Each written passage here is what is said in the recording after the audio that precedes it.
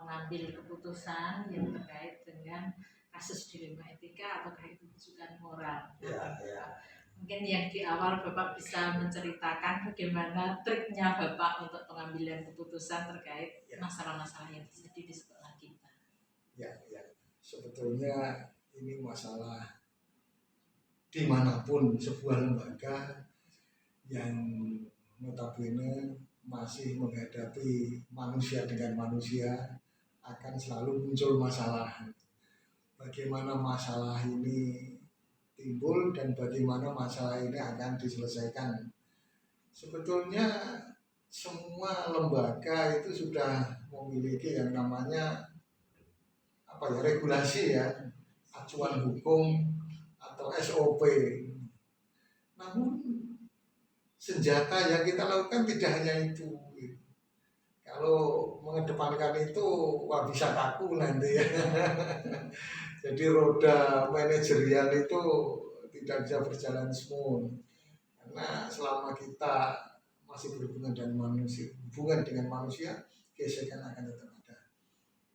Selama ini sebagai kepala sekolah, selain SOP yang kita gunakan acuan untuk pengambilan keputusan, kita tidak melepaskan nilai-nilai yang berkembang. Jadi kepedulian yang kita kedepankan, kepedulian seseorang dengan seseorang, kepedulian pimpinan dengan anak buah, ekstrimnya begitu ya. Ini yang kita kedepankan.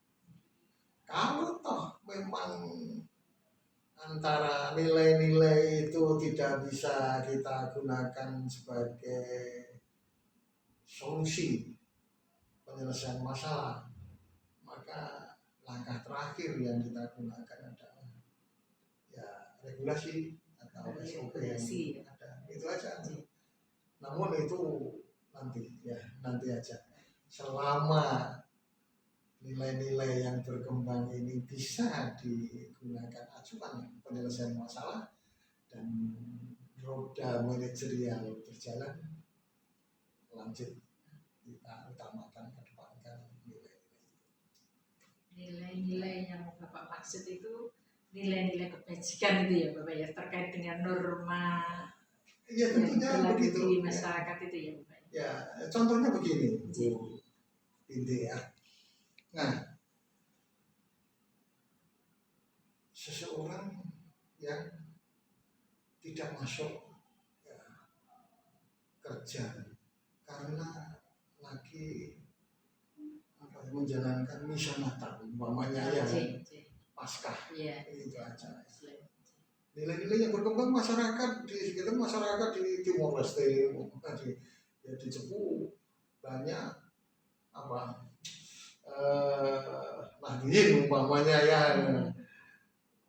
masih ada peringatan yang namanya Nuzulul Quran, Isra Mi'raj dan sebagainya. Nah, ini akan mengganggu aktivitas pembelajaran tidak. Walaupun saatnya ini harus melaksanakan belajar jam 7 sampai jam sekian, sama-sama benarnya. Maka selama nilai-nilai yang berkembang masyarakat itu bisa baik, kita ke depan. Nilai-nilai itu utama buat kami.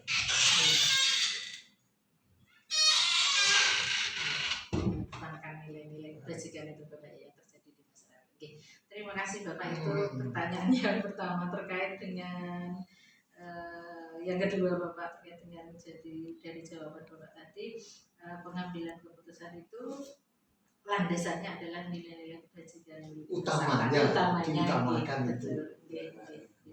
Lalu ini Bapak, misalkan ada dua kepentingan yang sama-sama benarnya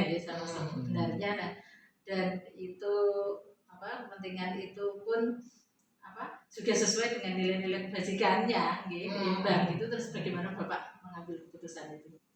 Inilah perlu melibatkan banyak orang. Jadi kita memiliki banyak kawan, banyak pembantu dalam sebuah organisasi. Contoh begini,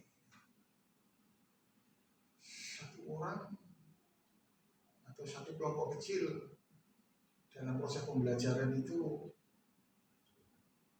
nilainya kurang umpamanya ya. Dia harus diajarkan dengan cara yang sesederhana mungkin umpama ini ya. Gak usah tinggi-tinggi sih, penting iso. Benar kan itu? Iya.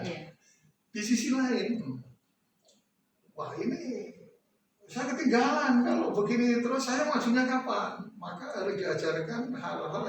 Halo Pak Salikin, selamat malam. Waalaikumsalam warahmatullahi wabarakatuh. Selamat malam juga. Jadi Pak Salikin, mohon maaf mengganggu waktunya sore ini berkaitan dengan pendidikan yang saya ikuti. Saya akan mengikuti pendidikan penggerak ini terkait dengan modul terakhir yang saya ikuti itu dengan tema pengambilan keputusan seorang pimpinan berdasarkan nilai-nilai kebajikan universal. Nah, terkait dengan tema ini, sore ini saya minta waktu tentunya untuk sedikit berdiskusi tentang bagaimana Bapak mengambil keputusan tentang kasus-kasus yang terjadi di lingkungan sekolah Bapak di SMP 2 Padangan Bapak ya. Yes. Nah, mohon nanti Bapak bisa menceritakan ketika Bapak menghadapi kasus yang terkait dengan dilema etika atau kesukaan moral yang terjadi di sekolah Bapak. Nah, ini bagaimana Bapak menyikapi itu, lalu bagaimana tahapan penyelesaiannya? Mohon Bapak. Ya, baik, terima kasih. Kami sampaikan selamat datang. Bersedia untuk berbincang-bincang dengan kami berkaitan dengan pendidikan, khususnya lanjutan pendidikan untuk guru penggerak. Pada dasarnya sebagai seorang pimpinan di salah satu satuan pendidikan menjadi kepala sekolah itu memang ada beberapa kompetensi yang dimiliki ya.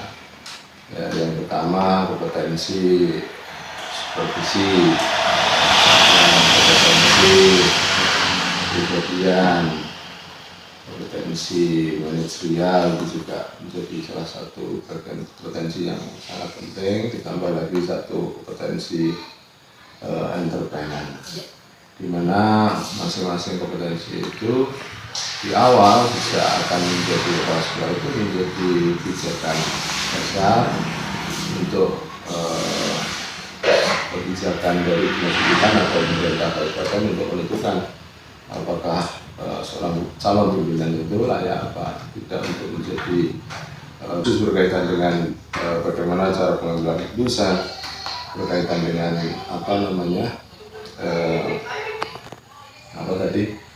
berdasarkan nilai-nilai kebajikan. Nah, itu menjadi salah satu tugas pimpinan yang memiliki kompetensi